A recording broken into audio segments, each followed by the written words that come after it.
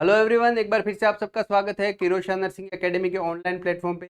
या दोस्तों, AIIMS Guwahati nursing interview के रिगार्डिंग ये अपडेट है। बहुत सारे स्टूडेंट का कमेंट आ रहा है कि सर फॉर्मेट में रखें और पीपीटी रखें तो कुछ क्वालिटी क्या रखें। नर्सिंग कॉलेज में जो पढ़ाते हैं उसमें जो पीपीटी का लेवल होता है, रैंडम स्लाइड ले ली और उसको उसी तरीके से कर दी। आजकल एआई का ज़माना है, आप मतलब अट्रैक्टिव पीपीटी भी बना सकते हो।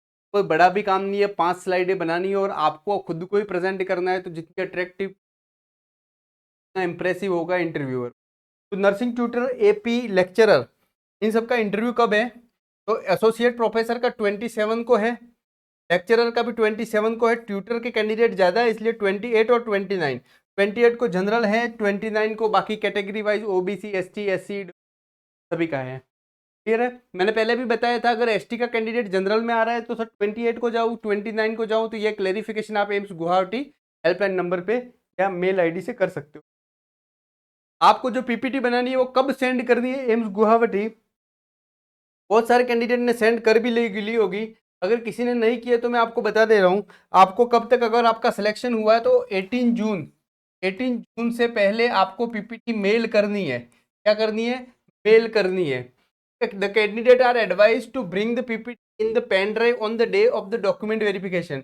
मेल में तो करनी है। इसके साथ जो जो पीपीटी आप बनाओ तो आप पेन ड्राइव साथ में ले जाओ, और पेन ड्राइव में भी ले जाना। हो सकता है कोई कोई आपकी फॉर्मेट अलग हुआ, उनका फॉर्मेट अलग हुआ, सही तरीके से नहीं जाए तो आप जाओ इंटरव्यू में तो भी कोई इशू है तो पेन ड्राइव आप सौंप सकते हो।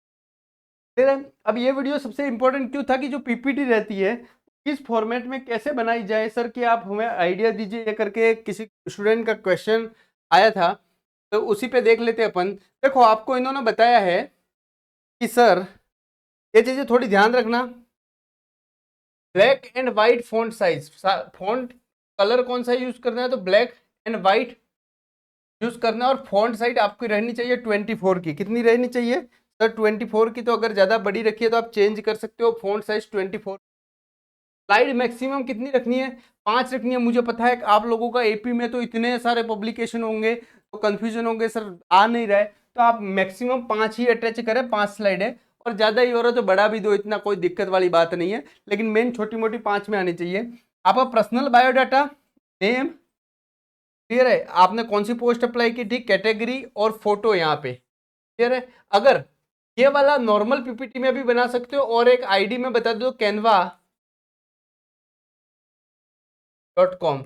यहाँ से आप अपनी मेल से रजिस्टर्ड करके अट्रैक्टिव पीपीटी बना सकते हो, है ना, जिसपे एआई का यूज करके आपके लिए हेल्पफुल रह सकती है। canva.com पे यहाँ पे जैसे अभी तो आप फोटो A4 साइज में इस तरह दिखेगा, तब एक फ्रेम ले लोगे तो इसके अंदर फोटो आप अपलोड कर सकते हो। ये बेनिफिट मिल सकता है। अगर आपको इसके बाद नहीं समझ में आए तो हमें व्हाट्सएप पे मैसेज कर ले, मैं आपको उसके बारे में भी डिटेल में वीडियो दे दूंगा। क्लियर है? इसके बाद आपका क्वालिफिकेशन बीएससी, एमएससी, पीएचडी और अदर कोर्सेज है। कुछ कैंडिडेट के तो बीएससी है, कुछ कैंडिडेट है एमएससी, किसी ने पीएचडी भी करी है, और किसी ने, और जैसे मेरे जैसे ने post graduation diploma hospital health care management भी किया है, post graduation diploma medico legal system भी किया है। ये सब किए हुए हैं, तो लंबा चौड़ा हो सकता है, लेकिन आप डिपेंड करते हैं जितना कैंडिडेट ने किया उतना मेंशन करें। एक स्लाइड में ये कर सकते हैं। अगर मान लो कोई बीएससी ही है, किसी ने रिसर्च पब्लिकेशन नहीं किए हैं, कोई अवार्ड नहीं है, तो उसकी तो 2 स्लाइड में खत्म हो जाएगी। तब वो क्या कर सकता है, फर्स्ट स्लाइड में अपने बायोडाटा लिख दे और नेक्स्ट स्लाइड में अपना एजुकेशनल क्वालिफिकेशन लिख दे। कुछ तो इंप्रेसिव होना चाहिए ना। ऐसा थोड़ी हो आपने तो सर यही बोला है टीचिंग मेरे पास एक्सपीरियंस है बस है, तो 2 स्लाइड में ही खत्म, तो हिस्ट्री खत्म हो गई तुम्हारी। तो समझ रहे हो? तो आपको ऐसे इस तरह से करना है कि थोड़ा लेंथी भी लगे, अट्रैक्टिव भी लगे, लेकिन मेजर मोटा मोटी 5 स्लाइड में मोस्ट इंपॉर्टेंट कंटेंट दे देना है। जिसका कम है स्लाइड है उनको एड ऑन करना है। बाकी पीएचडी वालों को मुझे नहीं लगता इतनी कोई जरूरत पड़ेगी, वो अपने आप ही हैंडल कर लेंगे।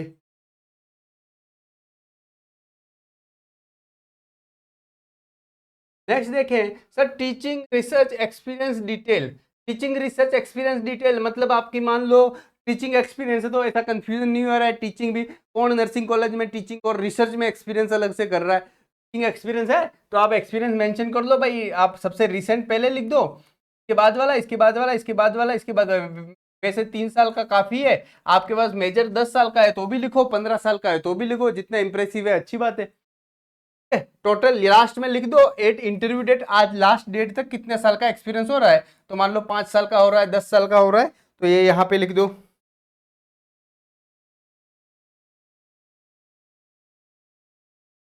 आप लोग पूछते होंगे ना कि सर आप तो बोलते हो यार कम से कम 7 8 से 10 नर्सिंग ट्यूटर बन गए, आपसे मोटिवेट होके, आपसे सजेशन लेके, आपसे गाइडलाइन लेके, आपकी टेस्ट सीरीज लेके, लेकिन कोई सक्सेस स्टोरी का तो वीडियो ही नहीं आ रहा है। तो ऐसा होता है ना यार, एक बार ट्यूटर बनने के बाद लोग भूल जाते हैं, तो ये चीजें होती है, तो उसकी वजह से नहीं आ रहा है। हम अनुरोध कर रहे हैं, इसलिए हमने अब थोड़ी टेक्निक चेंज कर ली है ना। पहले तो ऐसा था कि बनने के बाद कर रहे थे, अब हम जैसे ही कोई कोर्स परचेज करता है उसका पहले ही गूगल फॉर्म भरवा देते हैं कि भाई अब फिर डिटेल पहले ही दे दो, फिर एक्टिवेट होगा, नहीं तो एक्टिवेट नहीं होगा। तो अब है ना, अब आपको मिल जाएगी बहुत जल्दी सक्सेस स्टोरी। हालांकि ओल्ड एस्पिरेंट भी जो अभी लगे हुए हैं, कोई एम्स बीबी नगर है, कोई रायबरेली है, कोई गोरखपुर है ना, कोई पटना है, उनसे भी अनुरोध किया हुआ है, लेकिन अब जॉब लगने के बाद सब बिजी हो जाते हैं, तो अपनी बिजी शेड्यूल में नहीं कर पाते। लेकिन अब आपके आने वाले अब बंदे मिल जाएंगे, आपको सक्सेस स्टोरीज मिल जाएगी, सो डोंट वरी, ठीक है।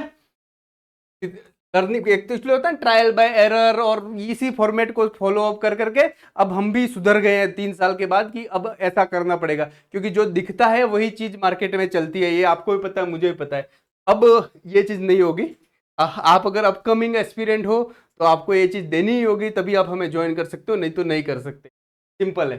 रिसर्च है, टोटल रिसर्च आपकी जो भी है तो उसका total number of the publication क्या है, कौन का इंडेक्स पब्लिकेशन है कि नहीं है, वो यहाँ पे मेंशन करना है।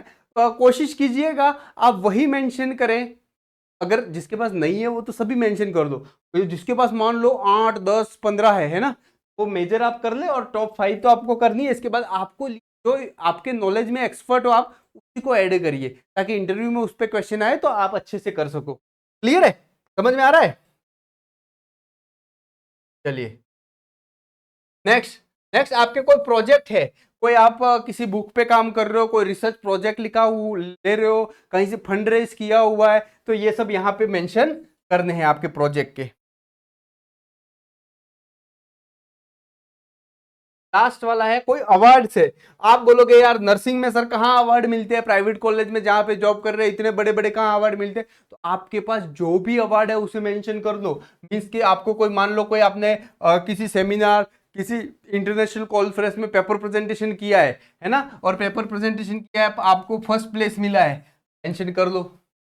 समझ रहे हो, मान लो आप अपने एमएससी में गोल्ड मेडलिस्ट थे, पीएचडी में गोल्ड मेडलिस्ट थे, मेंशन कर दो। और एक अंदर की बात और बताऊंगा, जो पर्सनल कांटेक्ट में बताऊंगा और क्या हेल्पफुल हो सकती है, ये यहाँ नहीं बोल सकते। समझ में आ गया। तो ये वाले अवार्ड वाले हो गए। तो इसी तरह 5 स्लाइड कीजिए, मैक्सिमम थोड़ी बढ़ जाए तो दिक्कत नहीं है, लेकिन रखिए 5 के अंदर सभी चीजें आ जाए।